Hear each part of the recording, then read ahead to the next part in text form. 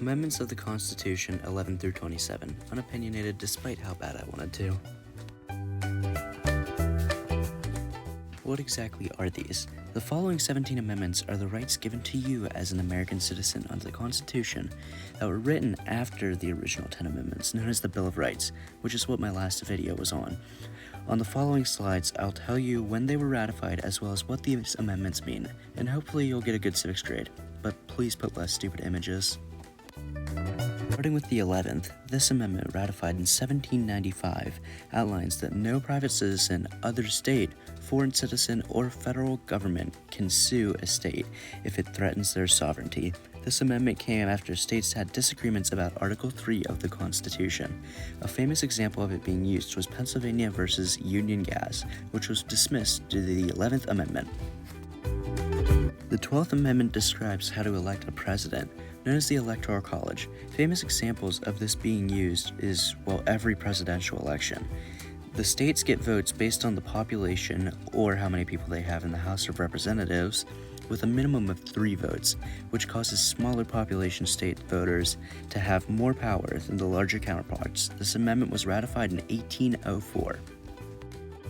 The 13th Amendment, ratified in 1865, is one of the most famous amendments. This amendment abolished slavery. Until this point in history, Americans could own others, but upon creating this, the slaves were freed from the abuse of plantations. The most famous example of this being used in Texas months after the Civil War ended. Soldiers went to each plantation personally freeing all the slaves. The 14th Amendment, which has been in the news lately due to the president wanting to undo it, is birthright citizenship. It states if you are born on U.S. soil, states, territories, etc., you're automatically a citizen of the United States, even if your parents are not. This was ratified in 1868 in the aftermath of the Civil War. The most famous example of this in recent history is children of illegal immigrants becoming citizens. This was mainly ratified so people couldn't argue that slaves were not citizens of the United States. The last amendment ratified in the 19th century, the 15th, states that your right to vote will not be infringed upon due to race, ethnicity, or previous servitude. The most famous example of this amendment being used was ending the southern states' denial of people of color's rights to vote. The amendment was ratified in 1869. The 16th Amendment, ratified in 1913, gave Congress the power to collect income tax from Americans without states approving. This is still used every day, with citizens getting a certain amount of their income deducted by the government. It's controversial because it means you have to spend money in taxes to make money. The 17th Amendment, also ratified in 1913, made it so state senators are elected directly by the people. Before this, the state legislators would pick the representatives for the United States Senate, and this is now used every 2 years with Senate elections. This slide will be going over the 18th and 21st Amendments. The 18th Amendment, ratified in 1919, made the production, sale, and transportation of alcohol illegal. This famously increased organized crime. The 21st Amendment repealed this in 1933, and the government began allowing the sale because they could heavily tax it, making a huge amount of more income. The 19th Amendment, ratified in 1920, famously gave women the right to vote within elections. This amendment was encouraged by the temperance movement during the Prohibition era of America. Ratified in 1933, the 20th Amendment changed the date that the Senate and President takes office. This amendment made the day of the presidential succession January 20th and Senate January 3rd. Before, it was in March, which left a long gap of the president not accomplishing anything after losing an election. The 22nd Amendment dictated that the president cannot serve more than 2 terms in office. Before that, there was no term limit, causing FDR to serve 4 terms, 16 years. This was ratified in 1951 following FDR's terms to prevent a dictator or a king from taking over.